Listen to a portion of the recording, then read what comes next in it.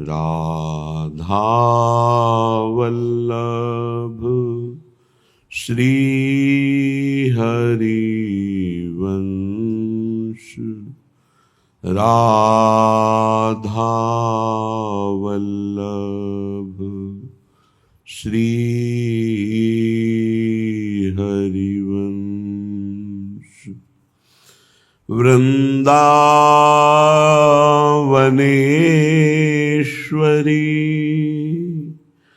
तवैव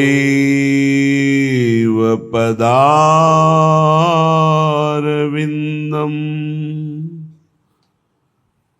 प्रेमामृतैकमकरन्द रसौघपूर्णम्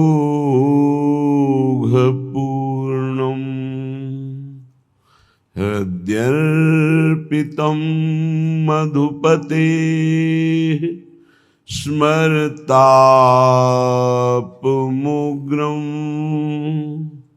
निर्वापयत्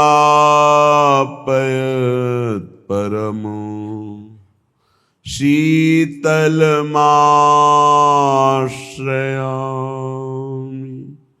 निर्वापयत्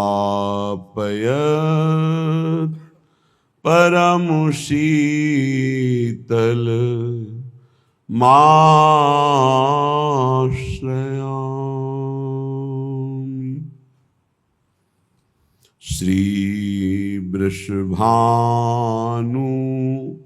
लाड़िली प्यारी अब जिन विलंब लगाओ। मैं घबरात परी विषयन में बेगिधाई किन आओ। हे वृषभानु लाड़िली प्यारी अब जिन विलंब लगाओ। हों त्रेताप तप्त अति व्यूहल सो तुम सहज मिटाओ। कोमल कमल चरण अति शीतल हिय धरि हृदय शिराओ। हे वृषभानु लाड़िली प्यारी अब जिनु विलंब लगाओ। हे श्री लाड़ली जू, हे वृषभानु नंदिनी जू, हे प्यारी जू, अब देर मत करो। मेरा हृदय घबरा रहा है। पूरा जीवन आपके चरणों में समर्पित है, फिर भी मन विषयों की तरफ जा रहा है। हे लाडली जू, बेग धाई किन आओ, अब दौड़ करके आओ और मेरे मन को रोक दो। बहुत हो गया स्वामिनी जू। दैहिक दैविक भौतिक तापों से तपता हुआ, अनंत जन्मों में भटकता हुआ आपकी कृपा से मानव देह मिला। आपकी कृपा से सीधाम वृंदावन आना हुआ। आपकी कृपा से कथन श्रवण का महायश का सौभाग्य मिला। अब स्वामिनी जू, ये विषयानल में दग्ध होना हृदय का कब बंद होगा? अब आप वेग दौड़ कर आओ, विलंब मत लगाओ। अपने श्री कर कमल को हमारे मस्तक पर रखकर, अपने चरण कमल को हमारे हृदय पर रखकर इस विषयानल को शांत कर दो। मेरा मन जो भोगों में जा रहा है, हे लाडली जू, मेरी बस नहीं है। आप अपनी कृपा से उसे रोक दो। रोकत चित रुकत नहीं प्यारी। प्यारी जू, ऐसा नहीं कि हम इसे छोड़ देते हो कि जो भावे सो करो। नहीं, इसे रोकने की चेष्टा करते हैं, पर रोकत चित रुकत नहीं प्यारी, विषय प्रवाह बहो ही जावे, रोकी रोकी हठ हारी, हे वृषभानु लाडली प्यारी। हे स्वामिनी जी, बार बार प्रयास करता हूं कि ये चित्त विषय से हटकर आप में लग जाए, पर ऐसा प्रवाह है भोगों की तरफ मन का, इंद्रियों का, कि रोकने पर भी नहीं रुकता। और ये प्रवाह अगर रुक सकता है, मुड़ सकता है, तो आपकी कृपा से आप रोक दीजिए। हों असमर्थ न कछु बनियावे, लगत नैन अंधियारी, हे वृषभानु लाडली प्यारी। प्यारी जू, प्रयास करता हूं पर सामने अंधकार दिखाई देता है, क्योंकि मैं असमर्थ हूं। अब मेरे से नहीं कुछ बन पाने वाला, अब जो होगा सोए, एक किशोरी कृपा तेजो कछ होए सो होए। अब तो एकमात्र आपकी कृपा का भरोसा है। लीजे खैची कृपालु कृपा करी, प्रेम पास गल डारी, भोरी की अलबेली स्वामिनी, सब विधि शरण तिहारी, सब विधि राखन हारी, हे वृषभानु लाडली प्यारी। प्यारी जो, असमर्थ हूं, मेरी सामर्थ्य नहीं कि अब मन और इंद्रियों को मैं खींच करके आप में लगा दूं। अब ये कार्य आपको करना है।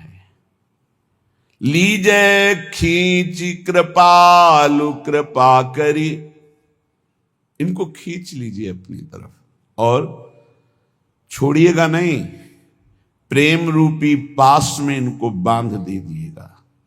प्रेम पास गल डारी, भोरी की अलबेली स्वामिनी, सब विधि शरण तिहारी, सब विधि राखन हारी, हे वृषभानु लाडली प्यारी। हे लाडली, हे प्यारी जू, मैं आपकी सब विधि से शरण में हूं, आप ही मेरी रक्षा कर सकते हो। अन्यथा अब हमारे में सामर्थ्य नहीं रही कि हम अपनी इंद्रियों को, अपने मन को आपके चरणों में लगा सकें। ये बार बार भोगों की तरफ जाते हैं।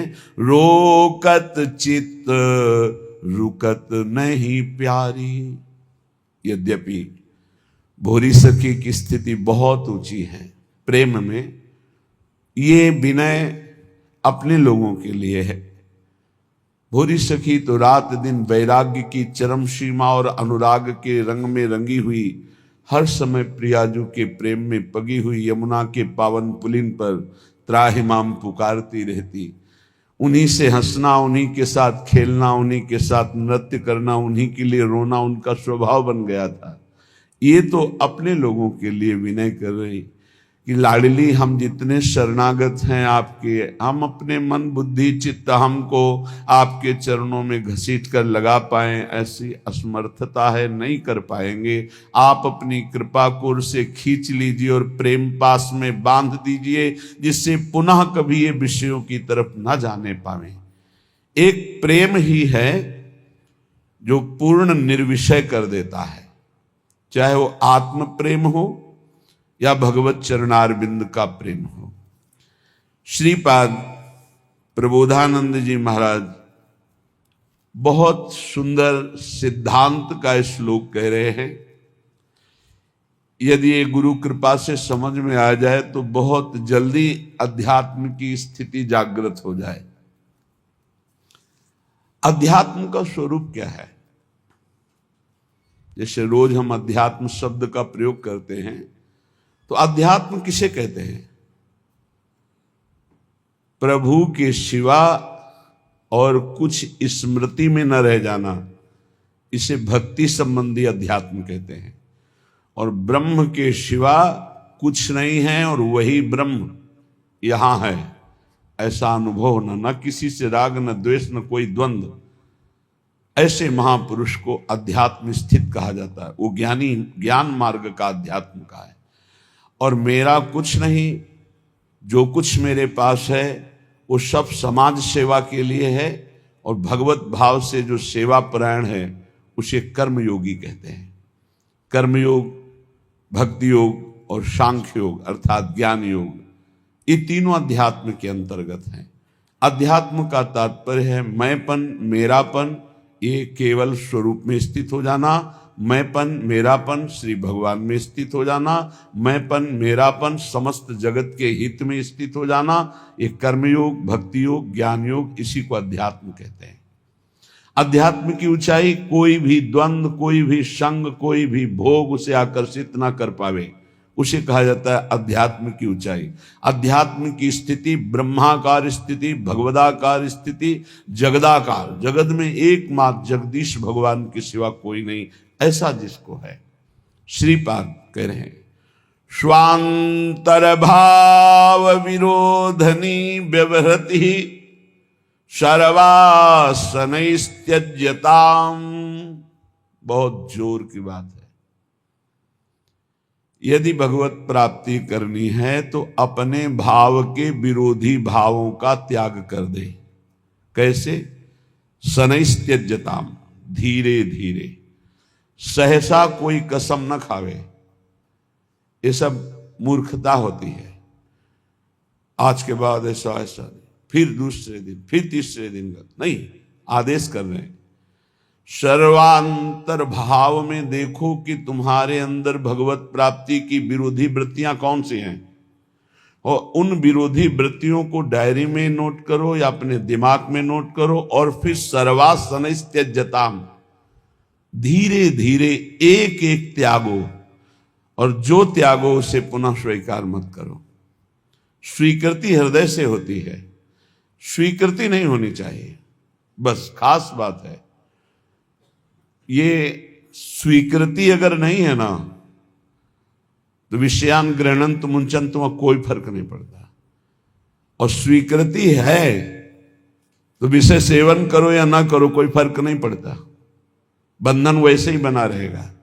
सारा खेल स्वीकृति का है। प्रारंभ में रूप से त्याग करना है भोगों का, स्थिति भोग राग के त्याग की है। स्थिति में राग का त्याग है, भोग तो यथावत सृष्टि में बने रहते हैं। राग रहित होकर वो भोगों में विचरण करने वाला महापुरुष भी किंचन मात्र नहीं बंधन को प्राप्त होता, पर वो एक स्थिति है जहां सब भगवत स्वरूप है।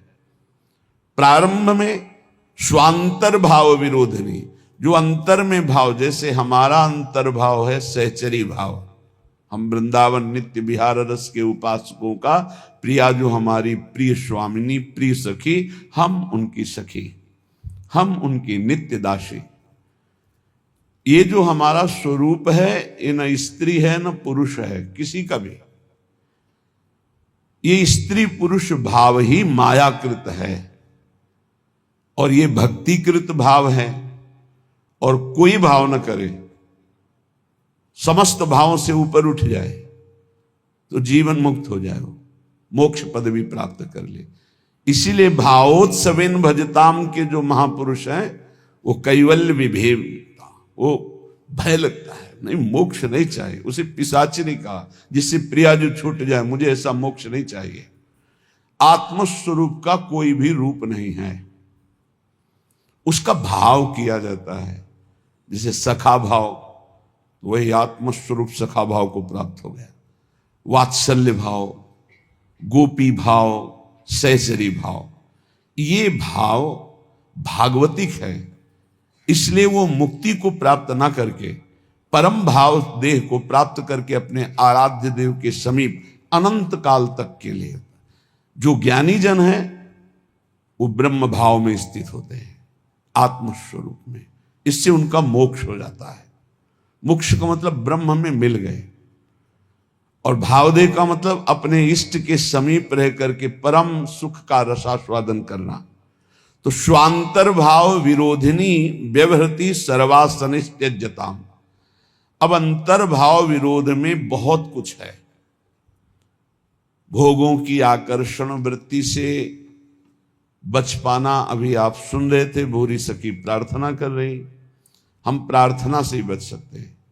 ये आपको सच्ची बात कहते हैं, पूरे जीवन के अनुभव की बात कहते हैं कि गुरु कृपा से ही भोगाग्नि शांत होती है। जो भोगों के प्रति वैराग्य होता है, घृणा का भाव होता है, इसे अच्छे से समझ लीजिए, ये गुरु कृपा से होता है। ना भोगने से शांति मिलती है और ना त्यागने से ही पूर्ण शांति मिलती है। भूत के लड्डू हैं। त्याग शब्द पर ध्यान देना, हम वैराग्य या उपरति नहीं कह रहे। त्याग का अर्थ होता है परमार्थ में मैं चल रहा हूं, मुझे नहीं भोगना, पर उसमें सुख बुद्धि है तो अशांत रहता है। तन त्यागे और मन गही रहे, दोनों ही दुख होए। अब अगर भोगे तो ये भूत के लड्डू है नहीं, उसमें सुख है नहीं। बार बार बार बार भोगते हुए पूरा जीवन चला जाता है। वो कामाग्नि और प्रज्वलित होती रहती, वासना और प्रज्वलित होती रहती। अगर कहीं वो भगवत मार्ग में गुरु का वर्ण करके चलने की कोशिश करे तो ये आकर बाधा खड़े कर देते हैं। विद्या, रूप, महत्व, कुल, धन, यौवन, अभिमान, ये अंतर्भाव विरोधिनी, ये स्वरूप देह नहीं प्राप्त होने देते। विद्या का अहंकार, श्री बिहारी देव जी कह रहे, पांडे पढ़ी पढ़ाए बक बहके, बड़े ऊंचे महापुरुष हैं। कह रहे पांडित्य किसे कहते हैं उसे समझो। भगवान ने गीता जी में पंडित किसे कहा है। हम लोग पंडित को जाति पक्ष में ले लेते हैं कि पंडित कौन बोले, हो पंडित जी, दुबे जी, तिवारी जी, मिश्रा जी, वो पंडित जी। और भगवान पंडित किसे कह रहे हैं? कह रहे विद्या विनय संपन्ने ब्राह्मणे गविहस्तनी स्वने सुपाके च पंडिता समदर्शिनः। पंडित कौन? बोले जो समदर्शी है, जो विद्या विनय संपन्न ब्राह्मण में, गाय में, कुत्ता में, चांडाल में, हाथी में एक ही परमात्मा को देखता है, वो समदर्शी है, वही पंडित है। पंडित कौन? जो समदर्शी है। बोले यहां पढ़ पढ़ के बक बक करके अपने को मान रहे हैं, ये अंतर्भाव विरोधिनी बात की समझना है। परमारथ सपने नहीं सूझो, स्वार्थ ही को सह के पाणे, पढ़ी पढ़ाई बकी बहके। विद्या का जो अभिमान है, इस स्वरूप बोध नहीं होने देता। नायमात्मा प्रवचनेन लभ्या न मेधया न बहुना श्रुतेन। बहुत बुद्धिमान, बहुत विद्वान, बहुत श्रवण और कथन करने वाला, पर अहंकार है, इसलिए ना भक्ति उत्पन्न हो पाएगी और न ज्ञान प्रकट हो पाएगा। विद्या का अभिमान हो जाना बहुत खतरे पे पड़ जाना है। बोले परमार्थ को तो स्वप्न में नहीं जान पाएगा, क्योंकि अहम है और अपनी विद्या का प्रयोग स्वार्थ के लिए करने लगा, स्वार्थ के लिए।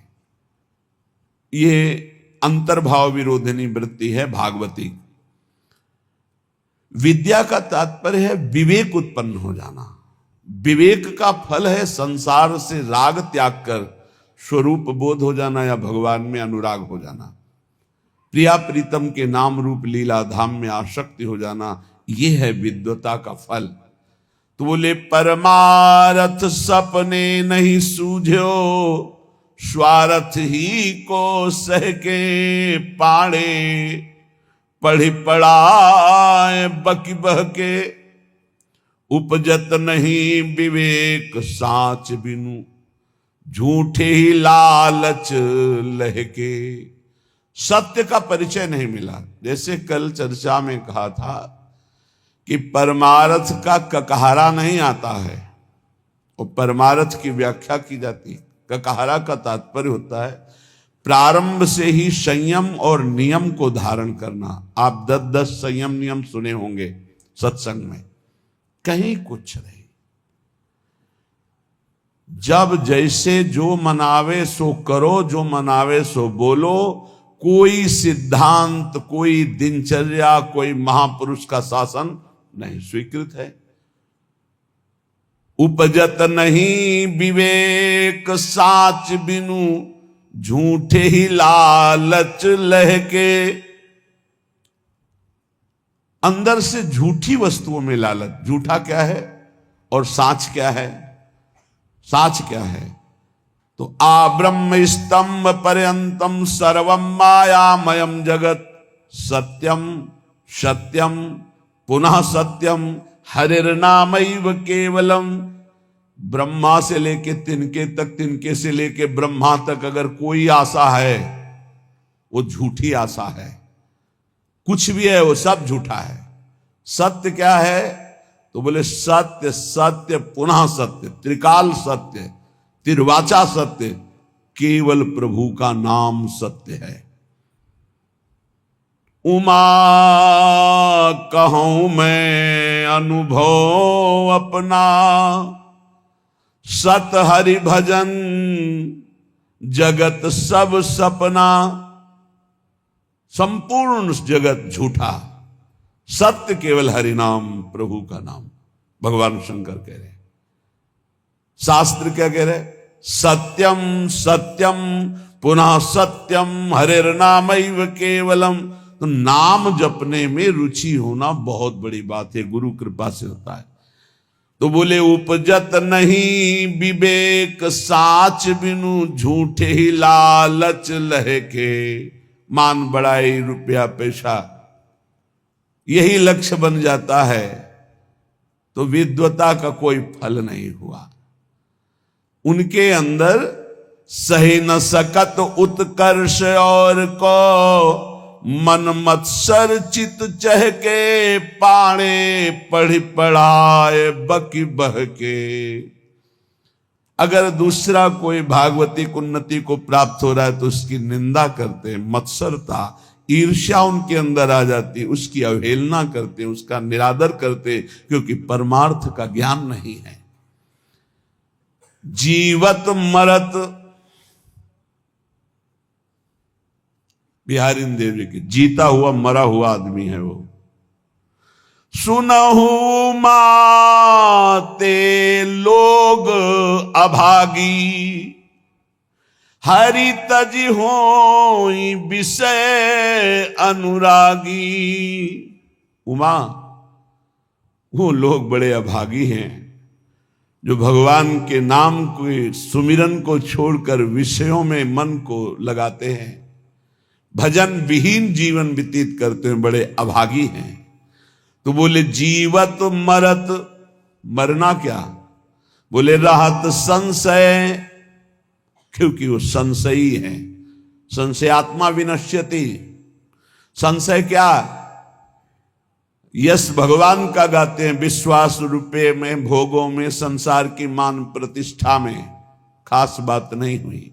मन मेढक काली दह के, जैसे मेढक ने टर टर टर, उसका कोई अर्थ नहीं।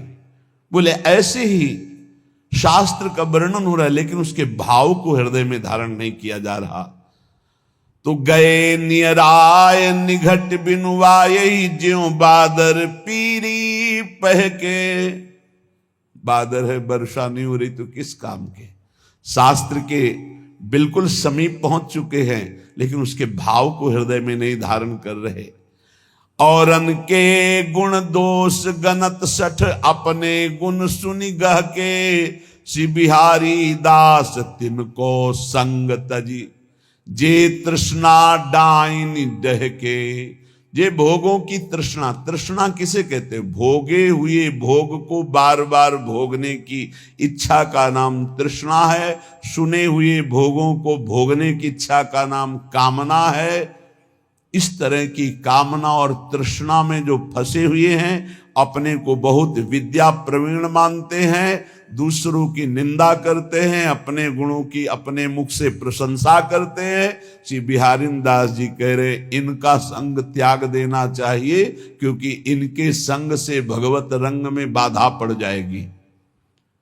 स्वांतर भाव विरोधिनी, पहले तो काम क्रोध लोभ मोह मद मत्सर आदि के त्याग की बात।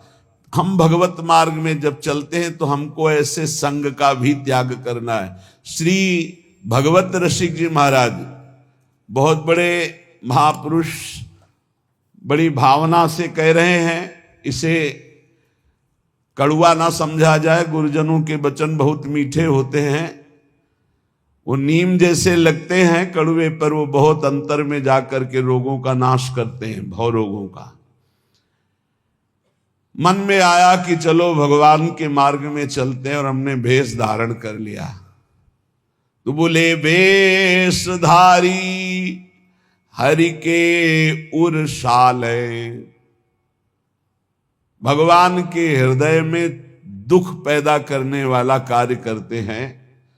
भगवान के दास कहा कर भगवान का वेश धारण करके, वेशधारी हरि के उरसाले स्वांतर भाव विरोधनी व्यवृति, अपने अंतर्भाव के विरोधी भावों का त्याग करो। कौन से अंतर्भाव विरोधी है? तो अभी सुना कि विद्या बहुत है, बहुत शास्त्रों का ज्ञान है, लेकिन एक भी बात शास्त्र की अपने जीवन में नहीं उतारी। दूसरों की निंदा करते हो, अपने गुणों का वर्णन अपने मुख से करते हो, संसारिक लाभ रुपया पैसा सम्मान चाहते हो। बोले ऐसे लोगों का संग त्याग देना चाहिए भगवत प्रेम प्राप्ति के लिए। अब दूसरी बात, वेशधारी हरि के उरसाले, वेश भागवतिक है और भगवान को दुख पहुंचाते हैं। जो वेश बना करके लोभी दंभी कपटी नट से शिष्णोदर को पाले, ये वेशधारी हरि के उरसाले। लोभी, रुपये का लोभ है, दंभी पाखंड नाटकबाजी दिखाकर लोगों को ठगने का भाव है, और कपटी बड़े कपट हैं, अंदर से और कुछ बाहर से और कुछ, और नट जैसे विविध प्रकार की कलाएं दिखाकर लोगों को आकर्षित करके धन लेता है। ऐसे जो हैं वेश धारण की हुई है, पर दंभ करते हैं, लोभ करते हैं, कपट करते हैं, पाखंड करते हैं, नट सा नाटक दिखाकर लोगों को आकर्षित करते हैं। शिष्णोदर को पालें, शिष्ण कहते हैं जनेन्द्री को, उदर संबंधी रसेंद्री। बोले जो जिभ्या और काम भोग के गुलाम हैं वो भगवान को बहुत दुख देते हैं, क्योंकि भगवत पार्षद वेश धारण करके वो ऐसा करते हैं। गुरु भयो घर घर में डोले, नाम धनी को बेचे, परमारथ सपने नहीं जाने, पैसन ही को खींचे। देखो सिद्ध पुरुष भगवत मार्ग के सिंह हैं, इनकी दहाड़ से काम क्रोध लोभ मोह मद का पोषण करने वाले हृदयों में भय पैदा हो जाएगा, नहीं संभल पाएंगे तो द्वेष पैदा हो जाएगा। ये महापुरुषों की वाणी है, ये तभी सुनाई जा सकती है जब हृदय में ये धारण की जाए, तभी सुनी जा सकती है जब हृदय में धारण करने की लालसा है, अन्यथा न सुनाई जा सकती है और न सुनी जा सकती है। तो बोले गुरु भयो घर घर में डोले, नाम धनी को बेचे। घर घर जाकर दीक्षा दे रहे हैं, किस लिए? जगत मंगल के लिए नहीं कि चलो अगर 10-20 बार भी नाम जप करेगा इसका मंगल हो जाएगा, ये गुरुजनों का भाव होता है। निरंतर भजन तो कोई बिरला ही, जिसके ऊपर अपार हरि की कृपा है, वही परम सुकृतवान, परम पवित्र अंतःकरण वाला निरंतर भजन का अभ्यास।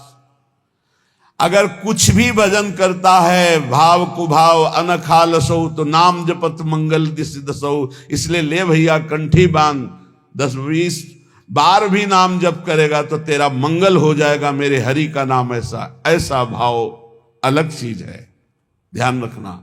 गुरु भयो घर घर में डोले, नाम धनी का बेचे, परमार्थ सपने नहीं जाने, पैसन ही को खींचे। परमार्थ का स्वप्न में भी ज्ञान नहीं, केवल पैसा कमाने के लिए गुरु मंत्र देना, कंठी बांधना। बोले ऐसे ये वेशधारी हरि के उर्साले, ऐसे वेशधारी भगवान को दुख देते हैं। ऐसे लोग कबहू का वक्ता हुए बन बैठे, कथा भागवत गावे, अर्थ अनर्थ कछु नहीं भासे, पैसन ही को धावे। कथा करने वालों को जानते हो क्या कहा गया है? भूरिदा जना तव कथामृतम तप्त जीवनम, कवि भीरीडितम कलमशापहम, श्रवण मंगलम श्री मुदाततम। परम मंगल करने वाले ये बड़े दानी हैं जो भगवान की चर्चा सुनाते हैं समाज को। कुटिशाह इनके चरणों में प्रणाम है, जो निष्काम भाव सबके हृदयों में भगवान का कृपा प्रसाद उदय हो, श्रवणेंद्री के द्वारा हमारे भगवान की चर्चा सुने और मोहमल पाप का नाश करके भगवत प्राप्ति के मार्ग में अग्रसर हो।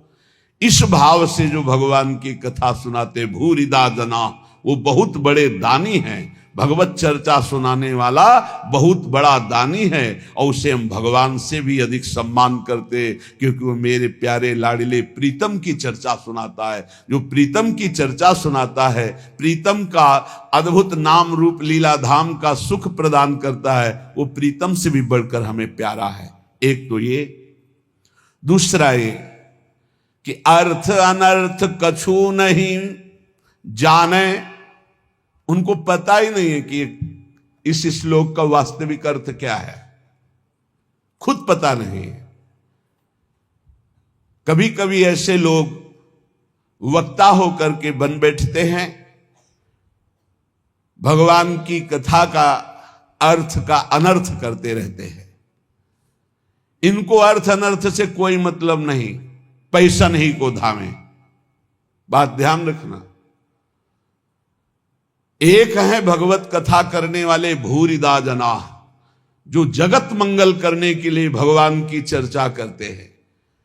हम भगवान की चर्चा कर रहे हैं भगवान की प्रसन्नता के लिए, जगत मंगल के लिए, तो वो कैसे हैं? बोले भूरिदा जना।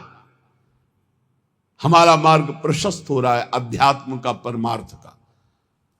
और परमार्थ का जब मार्ग प्रशस्त हो रहा है तो स्वार्थ की पूर्ति तो जगन्नियंता भगवान कह रहे योगक्षेमम भाम्यम, अपने आप पूर्ण करते हैं।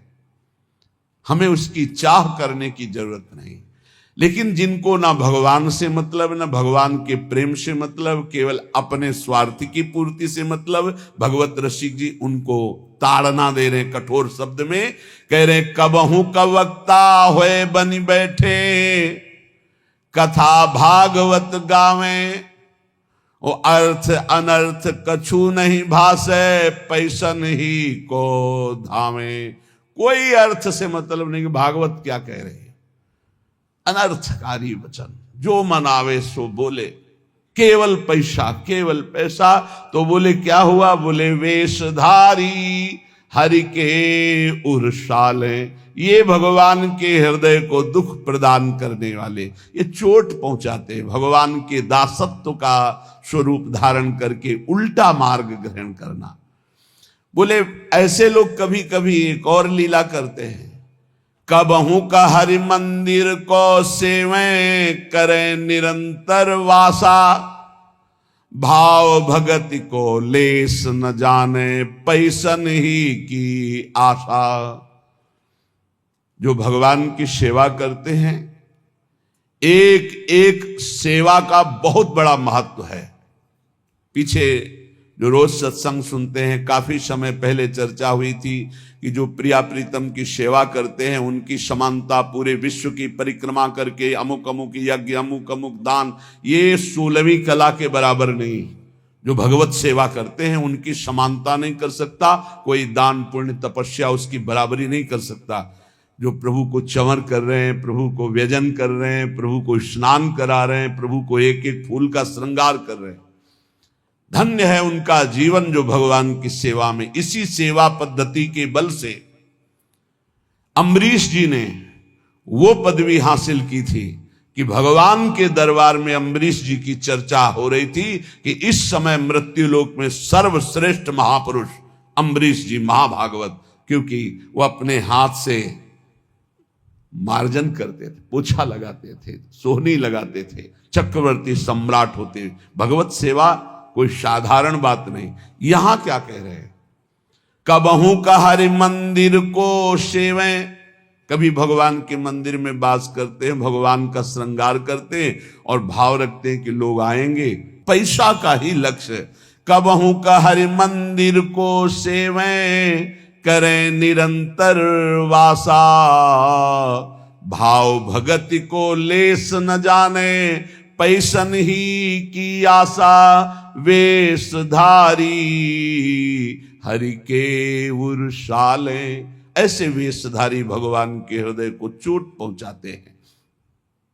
आगे कह रहे, नाचें गावें चित्र बनावें, करें काव्य चटकीली, साच बिना हरि हाथ न आवे, सब रहनी है ढीली। भगवत ऋषि की कह रहे, कभी कभी समाज में वो नाचते हैं, बड़े गान करते हैं, बड़े भाव भंगियां प्रकट करते हैं, काव्य करे चटकीली, बड़े ही मनमोहक गीत गाते हैं।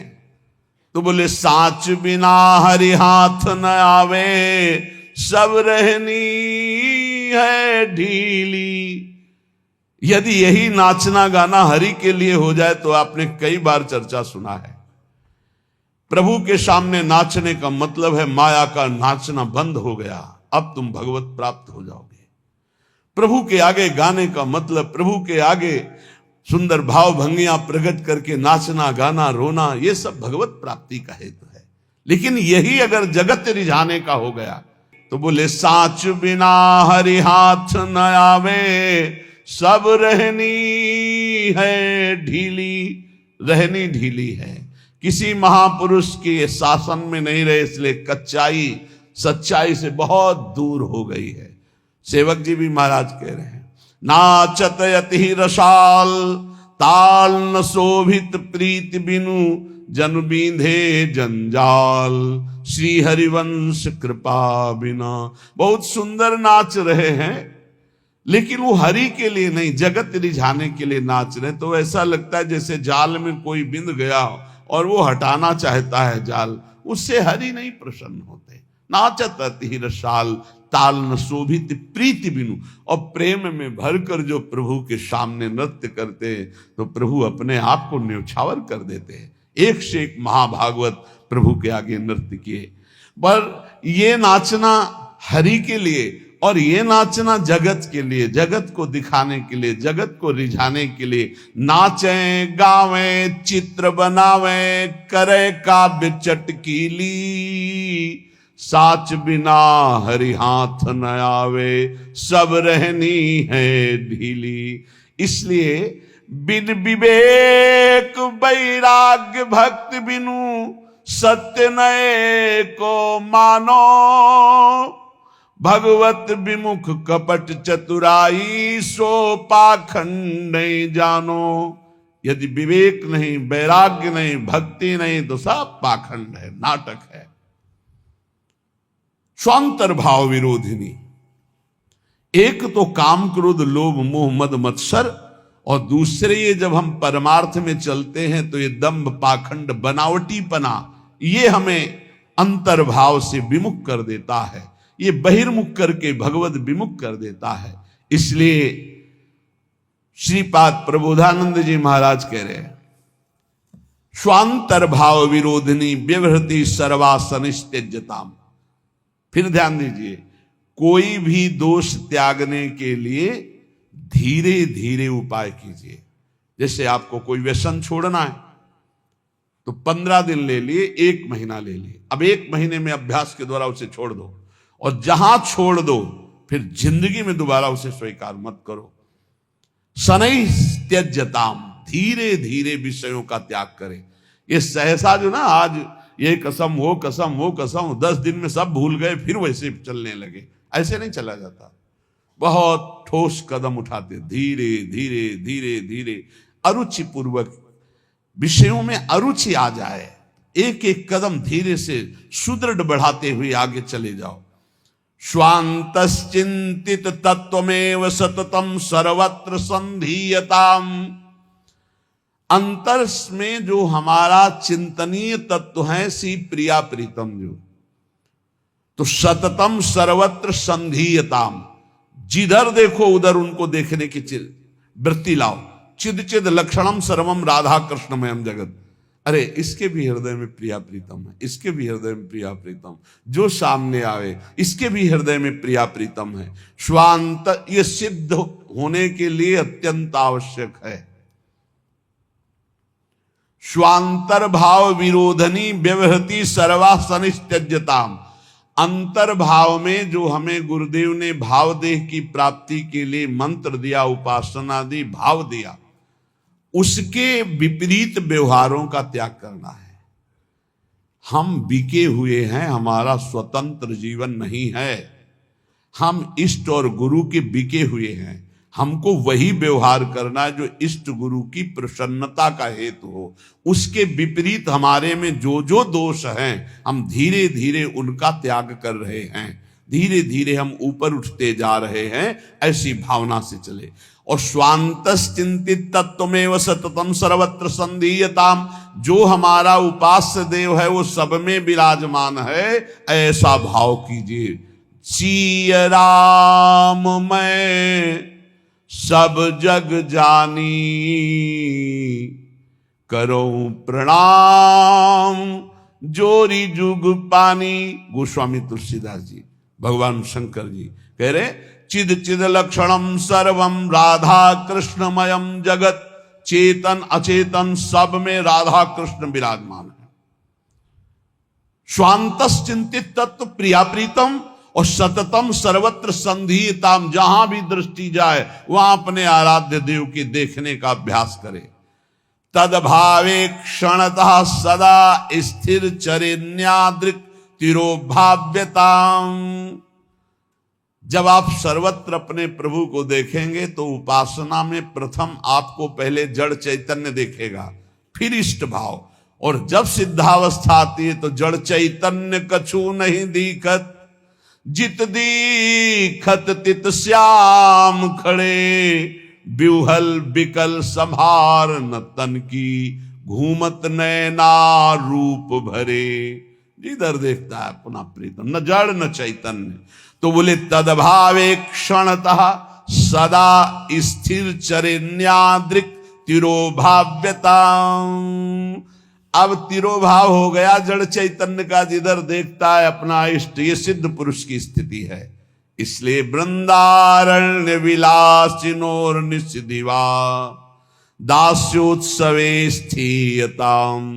रात दिन वृंदावन विलासी श्री श्यामा श्याम के दास्योत्सव में मगन रहो, उनकी सेवा सुख में मगन रहो, उनके सुमिरन में मगन रहो। ये गर्व करो कि हम श्री श्यामा श्याम के अनन्य हैं, हम श्री श्यामा श्याम के दास हैं, हम श्री श्यामा श्याम की दासी हैं। भाव देश में मगन।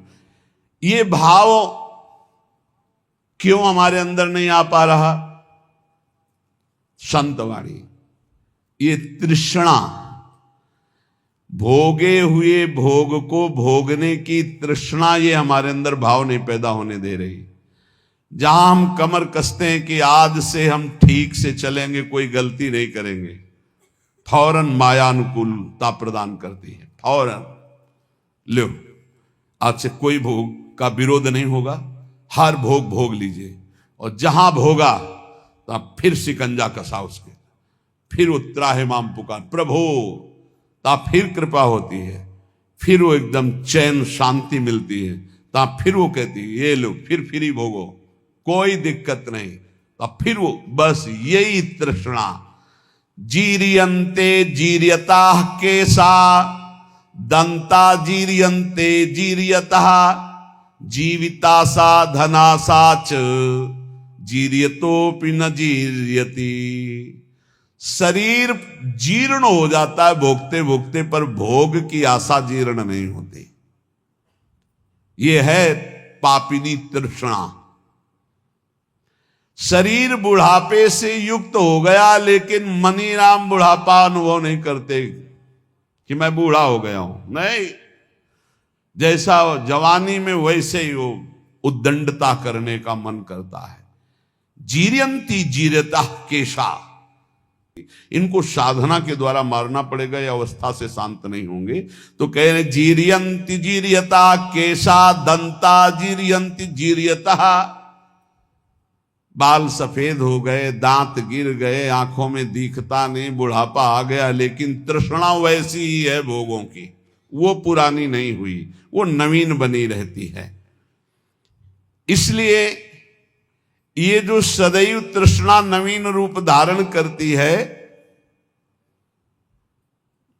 ये जैसे वस्त्र में सूत ओतप्रोत है, ऐसे ही अंतःकरण में तृष्णा ओतप्रोत है। समझ में ही नहीं आता, खाते खाते दांत खत्म हो गए, नकली दांत लग गए, देखते देखते आंखों में ऑपरेशन होकर नई शीशे चढ़ गए, और शीशा लग गया, चश्मा लग गया, कान में मशीन लग गई, सब, पर वो वासना नहीं गई। वही तृष्णा भोगों की, वही मकर ध्वज भस्म खा के, सोने चांदी की भस्म खा के अभी और कुछ संसार का स्वाद लेना है।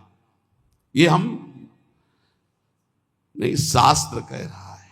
और आप अपने हृदयों में, और हम सब अपने हृदयों में देखें, भगवत प्राप्ति में ये तृष्णा डाइन सुरसा की तरह मुंह बढ़ा रही है। सुरसा,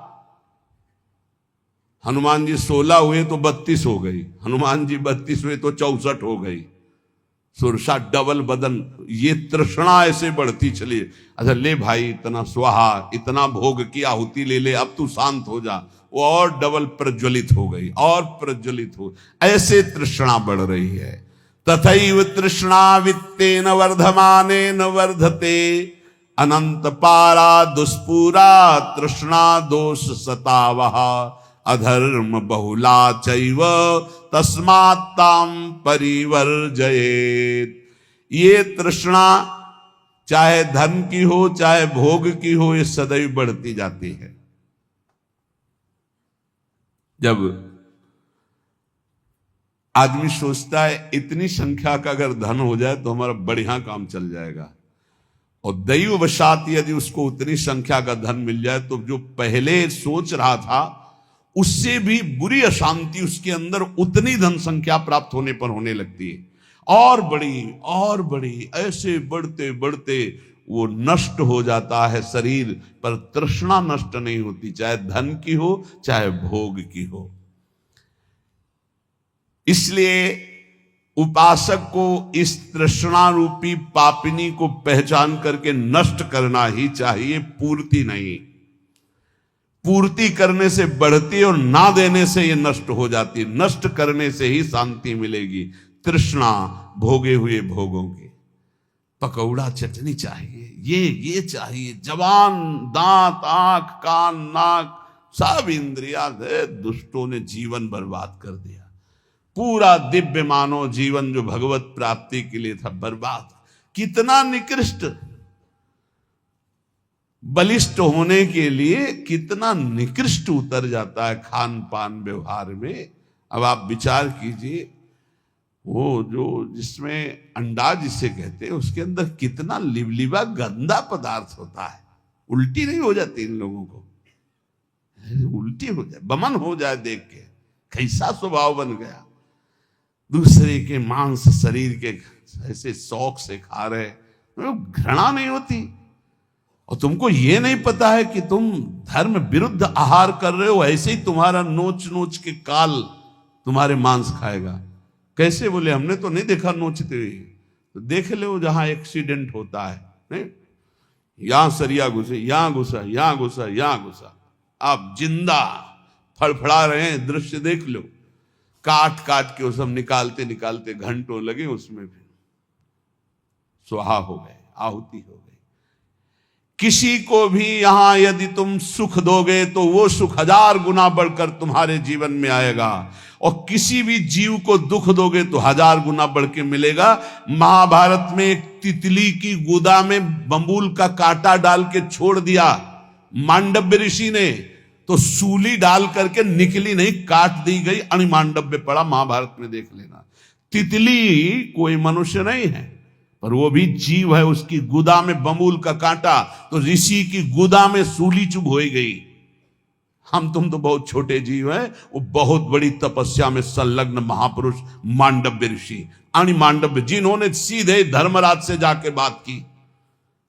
यहां यमदूत को देख के सोच और लघु शंका एक साथ छूट जाती है, वो सीधे जाके धमकाए और साप दे दिए, जा 100 वर्ष तक मनुष्य आयु को भोग, तब तुझे पता चलेगा। धर्म के निर्णय में चूक कर दी। मैं 8 वर्ष का था, मुझे ज्ञान नहीं था, बालक था, फिर मुझे ऐसा भयानक दंड क्यों दिया गया? इसलिए हम संकेत में बता रहे, तितली की गुदा में बंबूल का कांटा छोड़ा तो उनकी गुदा में सूली चुभ होकर के काट दी गई, निकली नहीं। और तुम खा रहे हो इन पशुओं के मांस को, तो तुम्हारी दुर्दशा नहीं होगी, तुम्हें पता नहीं? इस एक जबान के लिए 2 अंगुल का है खेल सारा। इसके बाद घाटी के नीचे हुआ कोई नहीं मतलब है कि कैसा था, सब मल हो जाएगा। बस 2 अंगुल का स्वाद।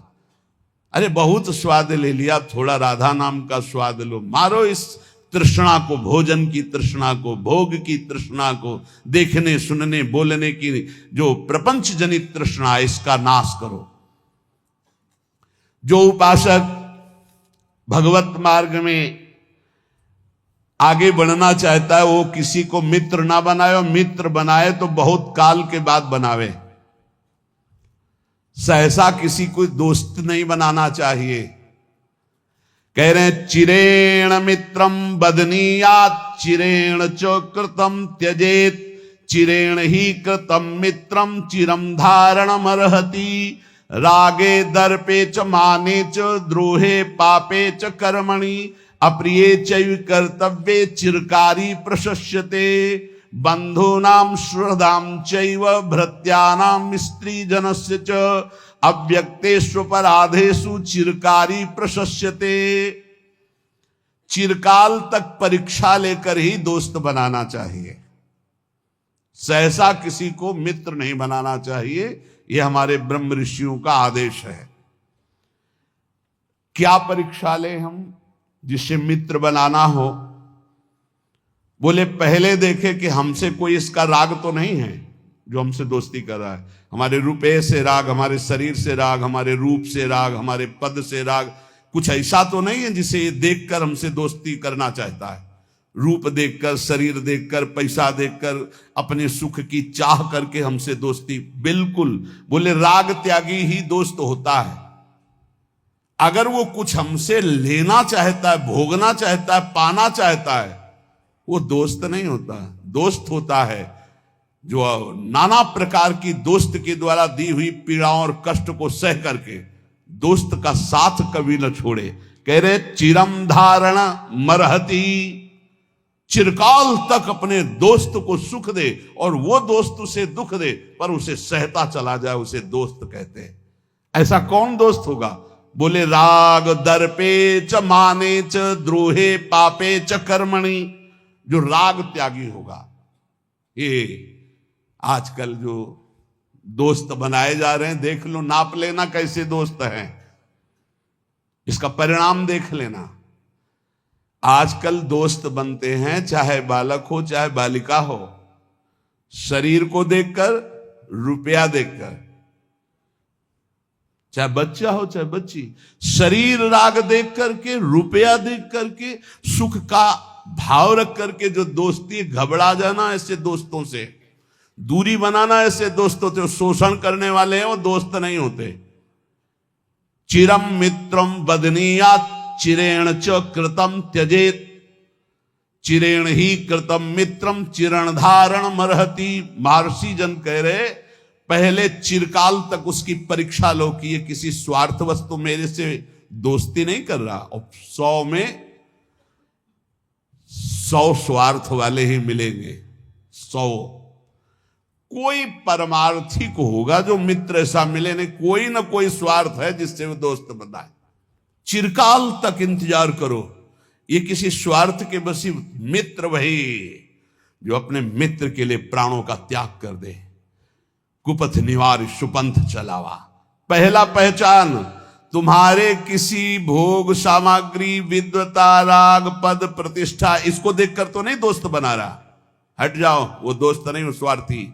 दूसरा, दर्प, अहंकार। अहंकारी को कभी मित्र नहीं बनाना चाहिए। अगर अहंकारी को मित्र बनाओगे तो उसके अहम में ठेस पड़ेगी तो तुम्हारा नाश कर देगा वो। तीसरा, द्रोह, जो सबसे लड़ाई झगड़ा और द्रोह करने वाले, ऐसे को कभी मित्र नहीं बनाना चाहिए। चौथा, जो पाप कर्म प्रिय है, ऐसे कभी को दोस्त नहीं बनाना चाहिए।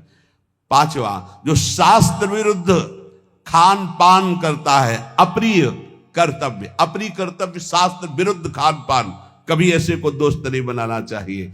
चिरकाल तक कर्तव्य की परीक्षा लेकर के ही दोस्त बनाना चाहिए। ये कर्तव्य परायण है, ये हमारे प्रति दोस्ती निष्काम भाव से रख रहा है, ये हमारे किसी स्वार्थ से नहीं। ऐसे मित्र होते हैं, बिरले ही होते, ऐसे देखे भी है। ऐसे भी मित्र होते हैं कि वो प्राणों की बाजी लगा देंगे लेकिन स्वार्थ की कहीं गंध नहीं और आपका अमंगल और अहित नहीं होने देंगे। ऐसे मित्र दो ही होते हैं, या भगवान और या भगवान का भक्त, दूसरा नहीं होता। स्वार्थ रहित जग जुग उपकारी, तुम तुम्हार सेवक असुरारी। भगवान और भगवान का भक्त, थोड़ी भी भक्ति है तो ऐसा मित्र बना लो, हानि नहीं होने वाली। भगवान से विमुख है तो कोई भी हो, कोई भी हो, स्वार्थ कुछ न कुछ देख करके ही दोस्ती करता है। सुर नर मुनि सबकी यह रीति, स्वार्थ लागी करें सब प्रीति। जहां कहीं स्वार्थ होगा, चाहे कोई भी हो, वो तभी जुड़ेगा। अगर स्वार्थ रहित प्यार है तो भगवान और भगवान के निर्मल प्रेमी महाभागवतों में। तो यहां सावधान करते हैं, अब ऐसा यदि मित्र बन गया है तो किसी छोटी मोटी बात में उसका त्याग मत कर देना। चिरकाल तक परीक्षण करो, चिरकाल तक उसकी मित्रता को धारण करो। ऐसे छोटी मोटी कोई बात कर दे, कोई शिकायत कर दे या कोई मन मोटा हो जाए, ऐसे स्वार्थ रहित मित्र का सहसा त्याग नहीं करना चाहिए। बंधूनाम सुहृदाम च भृत्यानाम स्त्री जनस्य च, अव्यक्तेषु पराधेषु चिरकारी प्रशस्यते। ज्ञान वृद्ध और वयोवृद्ध, इन दोनों का सम्मान करना चाहिए, पर सबसे पहले ज्ञान वृद्ध। जैसे श्री सुखदेव जी ज्ञान वृद्ध हैं और उनके पिता पितामह बड़े बड़े वयोवृद्ध हैं, जब सुखदेव जी पधारे तो सब खड़े हो गए। ज्ञान वृद्ध का अध्यात्म में सम्मान होता है, लौकिक व्यवहार में वयोवृद्ध का सम्मान होता है। बोले 80 वर्ष के हैं तो प्रणाम, और भगवत मार्ग में ज्ञान वृद्ध का, अगर वो 10 वर्ष का भी है और वो भगवान की भक्ति में बढ़ा हुआ है, तो देखो गुरु का नाम पीछे आया, चेला का नाम पहले आया। प्रहलाद, फिर नारद, जबकि नारद जी गुरु है प्रहलाद जी के। पर जब भक्त नामावली का गान करते हैं प्रातः स्मरणीय भक्तों में, तो प्रहलाद, नारद, पराशर, पुंडरीक, व्यास, अम्बरीश, सुक, सौनक, भीष्म, दालभ्याम।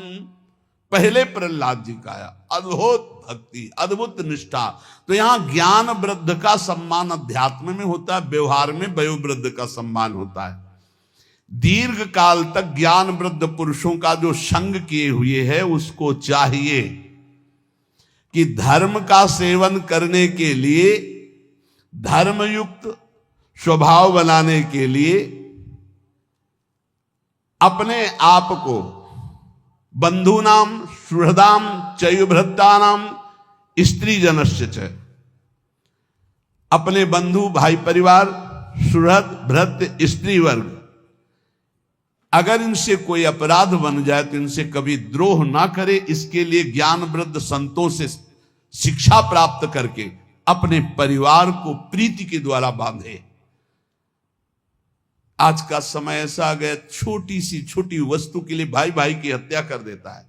छोटी सी बात के लिए पत्नी पति में मनमुटाव और तलाक और दुनिया का प्रपंच का क्या सीखा, क्या मानव जीवन की दिव्यता प्राप्त की।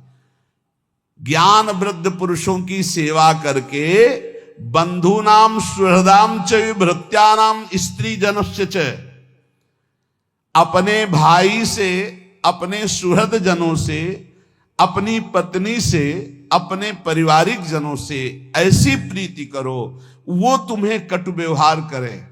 ये बात देखो जो शास्त्र कह रहा है वो उसमें हमें पाई गई। जो धर्मात्मा पुरुष उसमें लक्षण पाए जाते हैं।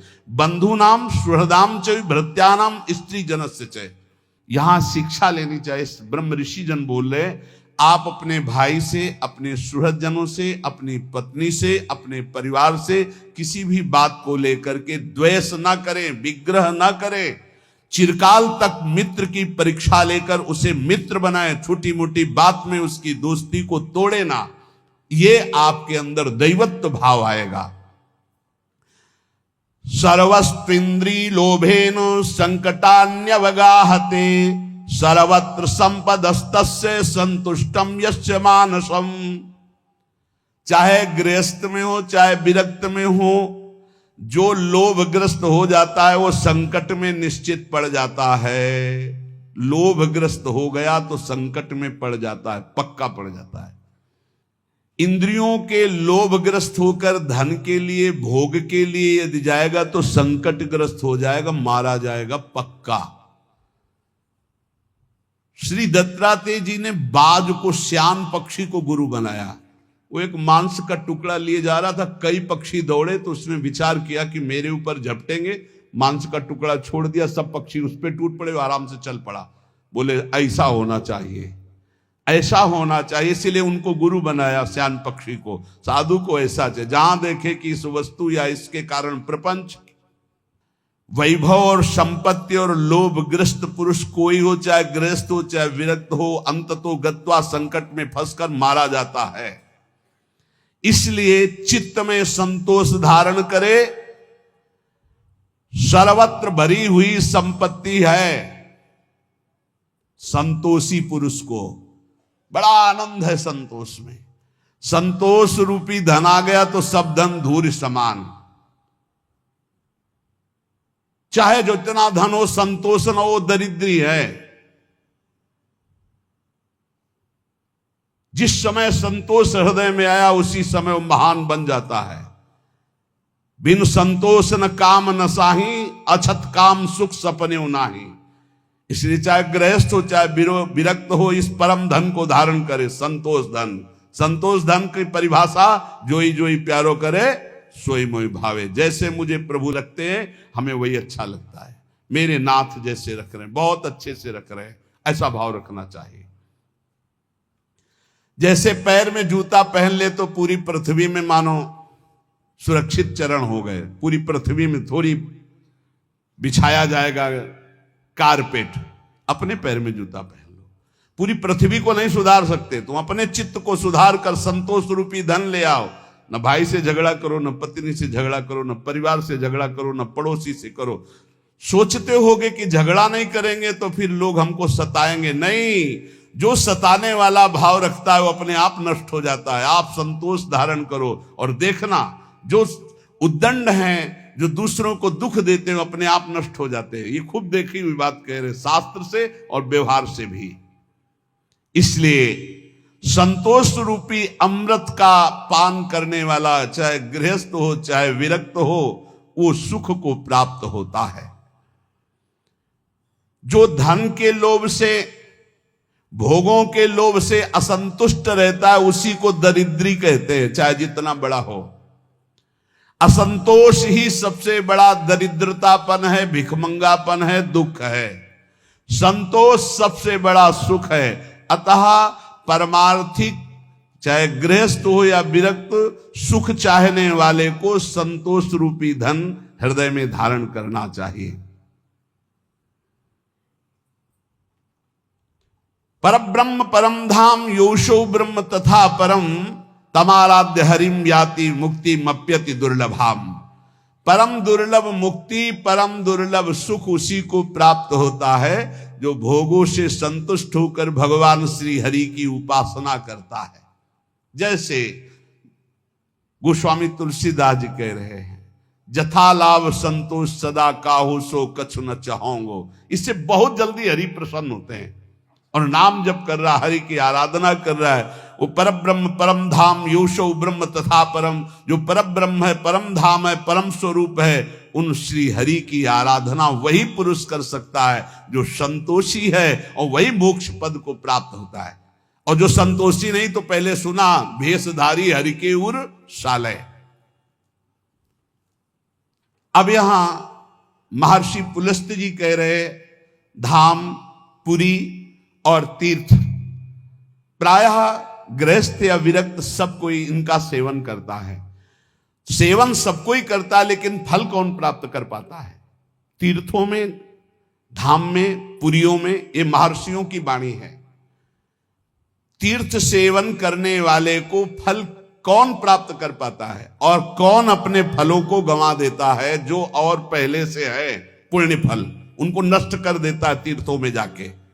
तो बोले, यस्य हस्तौ च पादौ च मनश्चैव सुसंयतम विद्या तपश्च कीर्तिश्च तीर्थ फलमश्नुते पतिगहादुपावृत्तः संतुष्टो येन केनचित् अहंकार निवृत्तश्च सा तीर्थ फलमश्नुते अक्रोधनश्च राजेन्द्र सत्यशीलो दृढ़व्रतः आत्मोपमश्च भूतेषु सतीर्थ फलमश्नुते। तीर्थों में जाए तो अपने हाथों को, अपने पैर को, अपने मन को संयम में रखे। जो विद्वान, तपस्वी, गृहस्थ, विरक्त कोई भी हो, पहली बात तीर्थों में जाए तो अपने शरीर को संयम में रखे। पहला, कभी किसी तीर्थों में मैथुन धर्म का प्रयोग न करे। तुम्हारे गृहस्थ हो, घर है, परिवार है, तीर्थ गए हो, बहुत होश में जाओ।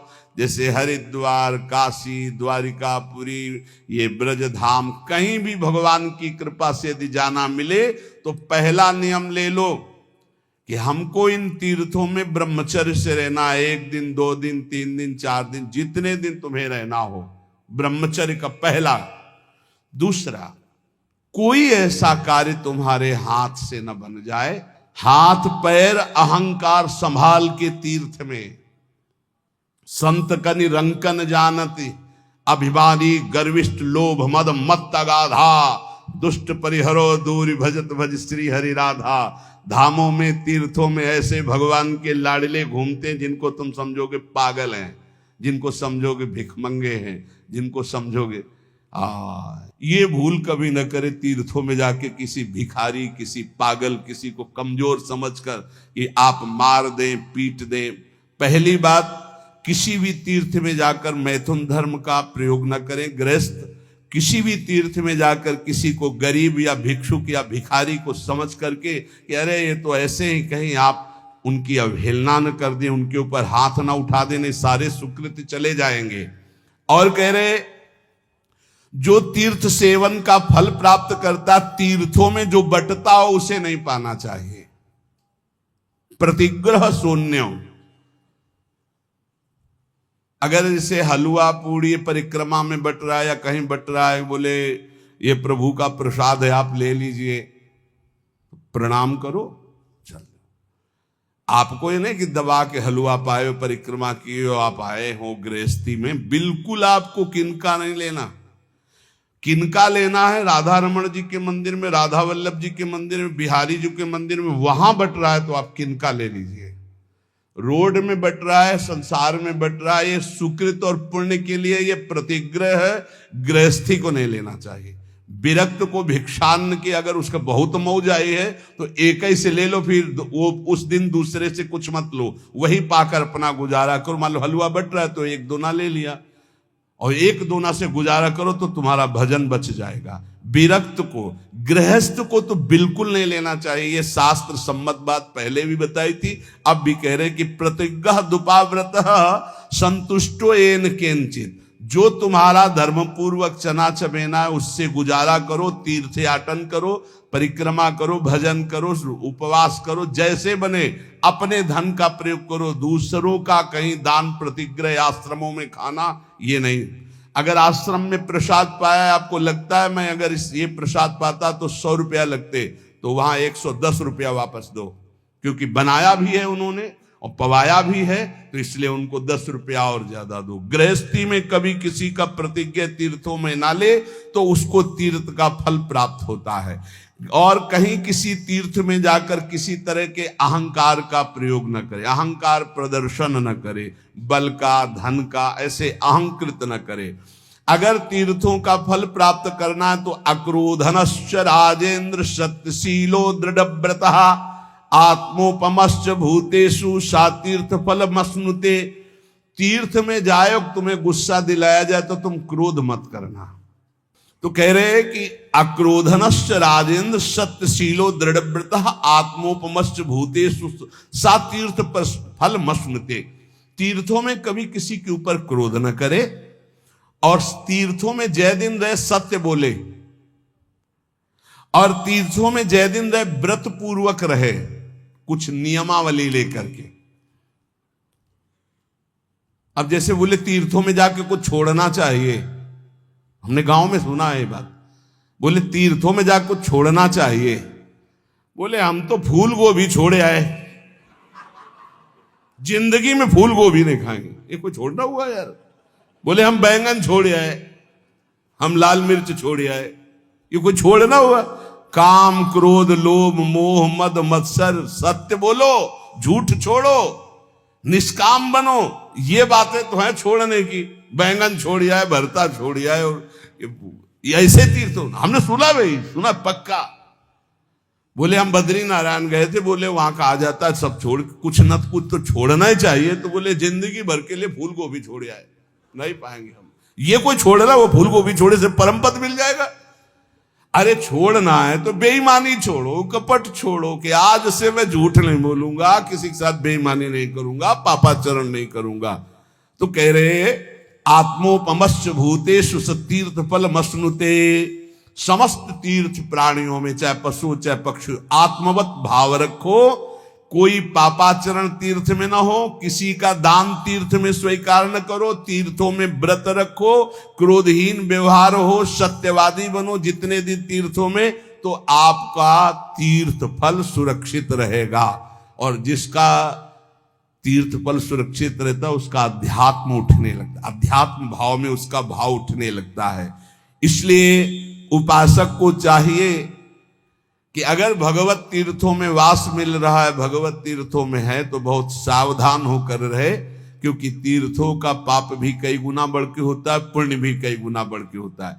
तो आज के सत्संग का सार, भगवत मार्ग में चलकर नाटक ना करे, भगवत मार्ग में चलकर केवल भगवान के रिझाने के लिए सब कुछ करे, जो नाचना गाना कथा कीर्तन भगवत भाव, ये प्रभु को रिझाने के लिए। अगर हम तीर्थों में जाएं तो ठीक से आचरण करें, जैसा वर्णन किया गया। जीवन में सिद्धांत समझ ले, भोगों से कभी शांति नहीं मिलती। तृष्णा, सब कुछ पुराना हो जाता है लेकिन वो नई बनी रहती है। इसलिए हम नाम जप के द्वारा, सत्संग के द्वारा अपने अंतःकरण को निर्मल करके इसी जन्म में भगवत प्राप्ति करें। शेष आगे। श्री राधा वल्लभ लाल की।